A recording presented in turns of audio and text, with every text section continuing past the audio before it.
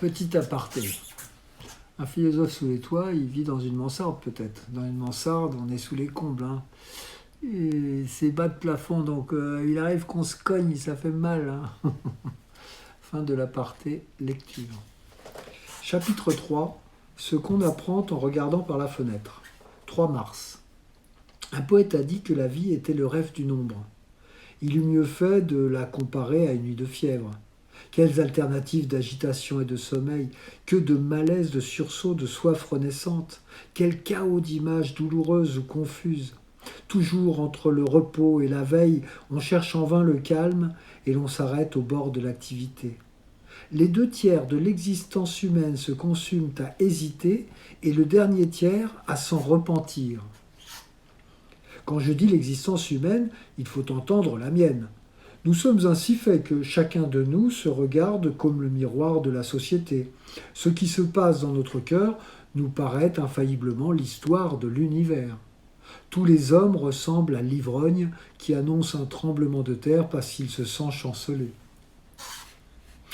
Et pourquoi suis-je incertain et inquiet, moi, pauvre journalier du monde, qui remplit dans un coin ma tâche obscure, et dont on utilise l'œuvre sans prendre garde à l'ouvrier?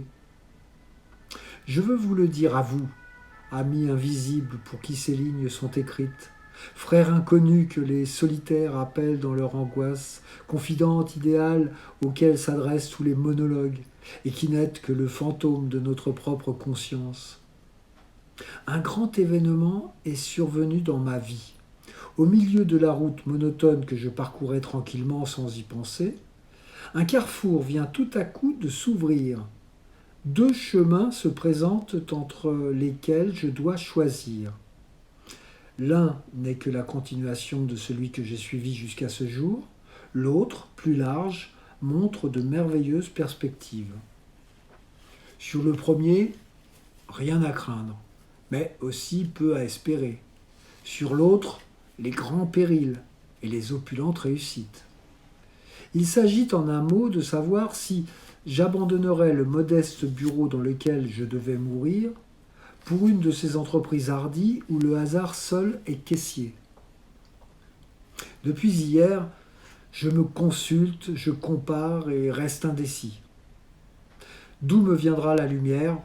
Qui me conseillera? Dimanche 4. Voici le soleil qui sort des brumes de l'hiver. Le printemps annonce son approche. Une brise amollie glisse sur les toits et mon violier commence à fleurir. Nous touchons à cette douce saison des rêverdis, tant célébrée par les poètes sensitifs du XVIe siècle. C'est à ce joli mois de mai que toute chose renouvelle et que je vous présenterai belle, entièrement le cœur de moi. Le gazouillement des moineaux m'appelle. Ils réclament les miettes que je sème pour eux chaque matin. J'ouvre ma fenêtre et la perspective des toits m'apparaît dans toute sa splendeur. Celui qui n'a habité que les premiers étages ne soupçonne point la variété pittoresque d'un pareil horizon. Il n'a jamais contemplé cet entrelacement de sommets que la tuile colore. Il n'a point suivi du regard ces vallées de gouttières où ondulent les frais jardins de la mansarde, ces grandes ombres que le soir étend sur les pentes ardoisées et ce scintillement des vitrages qu'incendie le soleil couchant.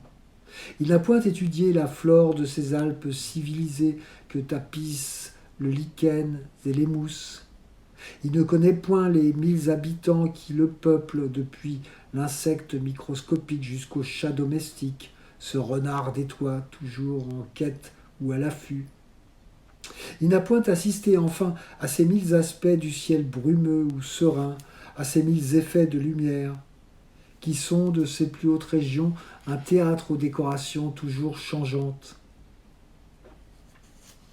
Que de fois mes jours de repos se sont écoulés à contempler ce merveilleux spectacle, à en découvrir les épisodes sombres ou charmants, à chercher enfin dans ce monde inconnu les impressions de voyage que les touristes opulents cherchent plus bas. 9 heures.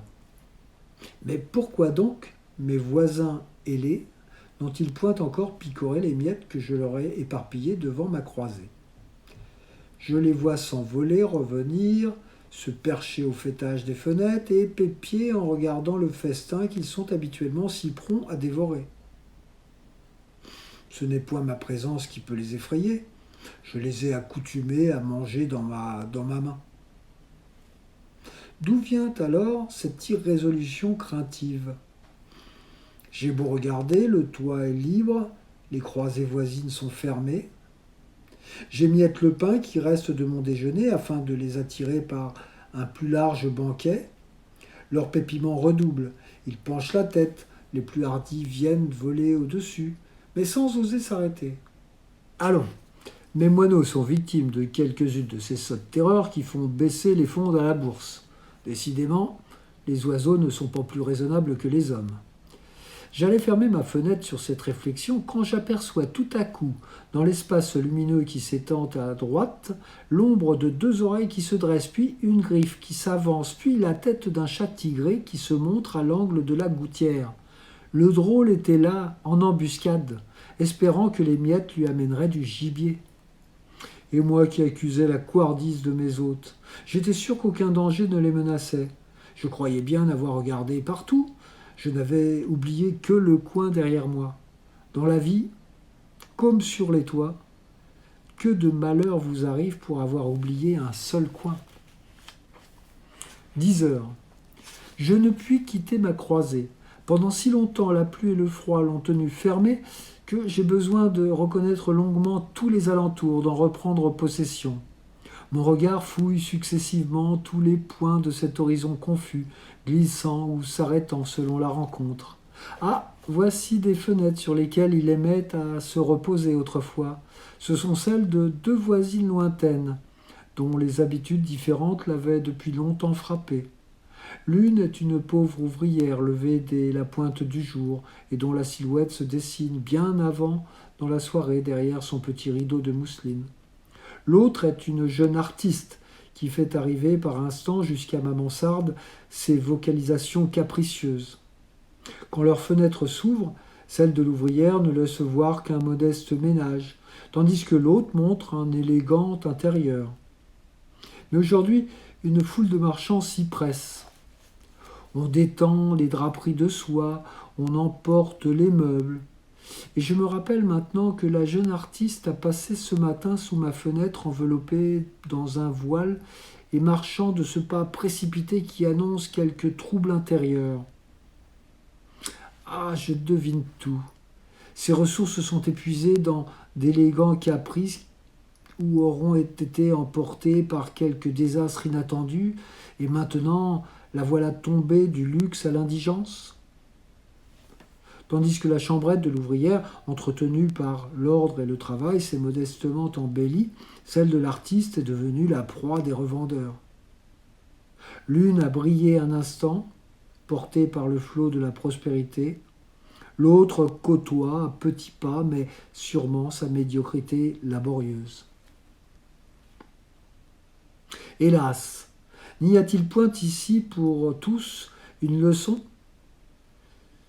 Est-ce bien dans ces hasardeux essais, au bout desquels on se rencontre l'opulence ou la ruine, que l'homme sage doit engager les années de force et de volonté ? Faut-il considérer la vie comme une tâche continue qui apporte à chaque jour son salaire ou comme un jeu qui décide de notre avenir en quelques coups ? Pourquoi chercher le danger de ces chances extrêmes ? Dans quel but courir à la richesse par des périlleux chemins ? Est-il bien sûr que le bonheur soit le prix des éclatantes réussites plutôt que d'une pauvreté sagement acceptée ? Ah, si les hommes savaient quelle petite place il faut pour loger la joie, et combien peu son logement coûte à meubler. Midi.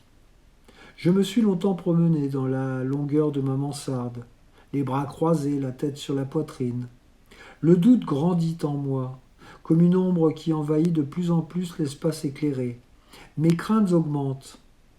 L'incertitude me devient à chaque instant plus douloureuse. Il faut que je me décide aujourd'hui, avant ce soir. J'ai dans ma main les dés de mon avenir et je tremble de les interroger. 3 heures. Le ciel s'est assombri. Un vent froid commence à venir du couchant. Toutes les fenêtres qui s'étaient ouvertes aux rayons d'un beau jour ont été refermées. De l'autre côté de la rue seulement, le locataire du dernier étage n'a point encore quitté son balcon. On reconnaît le militaire à sa démarche cadencée, à sa moustache grise et au ruban qui orne sa boutonnière. On le devinerait à ses soins attentifs pour le petit jardin qui décore sa galerie aérienne. Car il y a 2 choses particulièrement aimées de tous ces vieux soldats, les fleurs et les enfants. Longtemps obligés de regarder la terre comme un champ de bataille et sevrés des paisibles plaisirs d'un sort abrité, ils semblent commencer la vie à l'âge où les autres la finissent. Les goûts des premières années, arrêtés chez eux par les rudes devoirs de la guerre, refleurissent tout à coup sous leurs cheveux blancs. C'est comme une épargne de jeunesse dont ils touchent tardivement les arrérages. Puis, condamnés si longtemps à détruire, ils trouvent peut-être une secrète joie à créer, à voir renaître.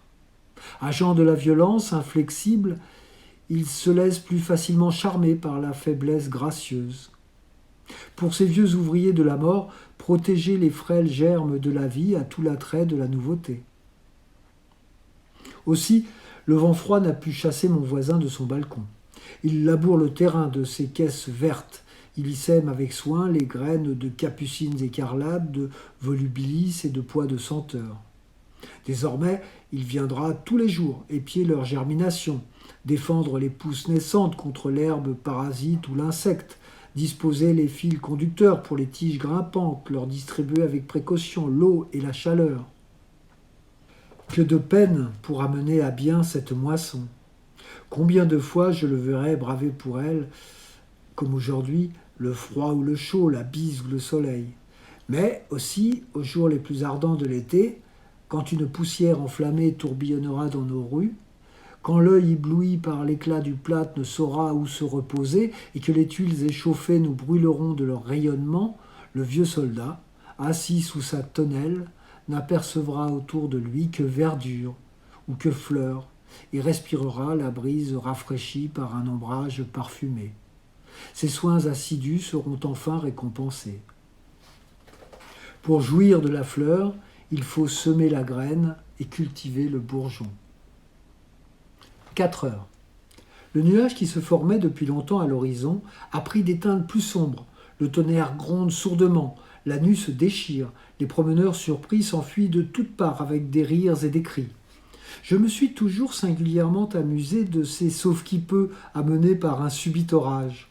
Il semble alors que chacun, surpris à l'improviste, perde le caractère factice que lui a fait le monde ou l'habitude pour trahir sa véritable nature. Voyez plutôt ce gros homme à la démarche délibérée qui, oubliant tout à coup son insouciance de commande, court comme un écolier.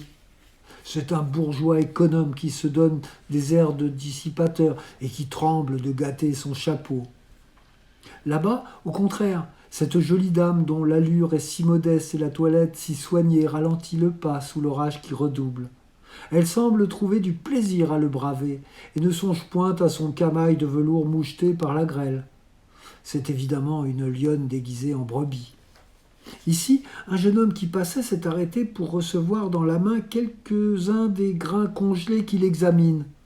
À voir tout à l'heure son pas rapide et affairé, vous l'auriez pris pour un commis en recouvrement, tandis que c'est un jeune homme savant qui étudie les effets de l'électricité.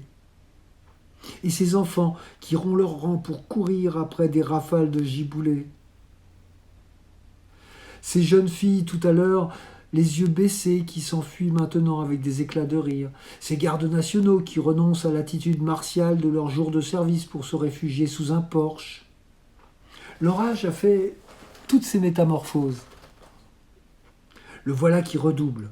Les plus impassibles sont forcés de chercher un abri.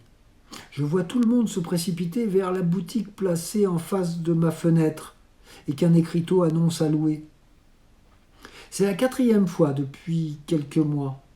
Il y a un an que toute l'adresse du menuisier et toutes les coquetteries du peintre avaient été employées à l'embellir. Mais l'abandon des locataires successifs a déjà effacé leur travail. La boue déshonore les moulures de sa façade. Des affiches de vente au rabais salissent les arabesques de sa devanture. À chaque nouveau locataire, l'élégant magasin a perdu quelque chose de son luxe. Le voilà vide, livré aux passants. Que de destinées qui lui ressemblent et ne changent de maître comme lui que pour courir plus vite à la ruine. Cette dernière réflexion m'a frappé. Depuis ce matin, tout semble prendre une voix pour me donner le même avertissement. Tout me crie « Prends garde !» Contente-toi de ton heureuse pauvreté. Les joies demandent à être cultivées avec suite. N'abandonne pas tes anciens patrons pour te donner à des inconnus. Sont-ce les faits qui parlent ainsi ou l'avertissement vient-il du dedans? N'est-ce point moi-même qui donne ce langage à tout ce qui m'entoure? Le monde n'est qu'un instrument auquel notre volonté prête un accent. Mais qu'importe si la leçon est sage. La voix qui parle tout bas dans notre sein est toujours une voix amie, car elle nous révèle ce que nous sommes, c'est-à-dire ce que nous pouvons. La mauvaise conduite résulte le plus souvent d'une erreur de vocation. S'il y a tant de sots et de méchants, c'est que la plupart des hommes se méconnaissent eux-mêmes. La question n'est pas de savoir ce qui nous convient, mais ce à quoi nous convenons. Qu'irais-je faire, moi, au milieu de ces hardis aventuriers de la finance? Pauvre moineau né sous les toits, je craindrais toujours l'ennemi qui se cache dans le coin obscur. Prudent travailleur, je penserais au luxe de la voisine si subitement évanouie. Observateur timide, je me rappellerai les fleurs lentement élevées par le vieux soldat ou la boutique dévastée pour avoir changé de maître. Loin de moi les festins au-dessus desquels pendent des épées de Damoclès. Je suis un rat des champs. Je veux manger mes noix et mon lard assaisonnés par la sécurité. Et pourquoi cet insatiable besoin d'enrichissement? Boit-on davantage parce qu'on boit dans un plus grand verre? D'où vient cette horreur de tous les hommes pour la médiocrité, cette féconde mère du repos et de la liberté? Ah, c'est là surtout le mal que devrait prévenir l'éducation publique et l'éducation privée. On donne des prix à la charité, au sacrifice. Donnez-en plutôt à la modération, car c'est la grande vertu des sociétés. Quand elle ne crée pas les autres, elle en tient lieu. 6 heures. J'ai écrit au fondateur de la nouvelle entreprise une lettre de remerciement et de refus. Cette résolution m'a rendu ma tranquillité. Comme le savetier, j'avais cessé de chanter depuis que je logeais cette opulente espérance. La voilà partie et la joie est revenue. Ô chère et douce pauvreté, pardonne-moi d'avoir un instant voulu te fuir comme on eût fui l'indigence. Établis-toi ici à jamais avec tes charmantes sœurs, la pitié, la patience, la sobriété et la solitude. Soyez mes reines et mes institutrices. Apprenez-moi les austères devoirs de la vie. Éloignez de ma demeure les infirmités de cœur et les vertiges qui suivent la prospérité. Pauvreté sainte, apprends-moi à supporter sans me plaindre, à partager sans hésitation, à chercher le but de l'existence plus haut que les plaisirs, plus loin que la puissance.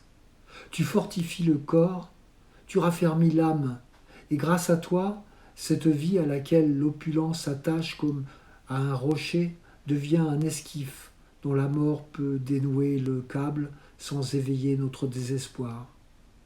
Continue à me soutenir, ô toi que le Christ a surnommé la bienheureuse.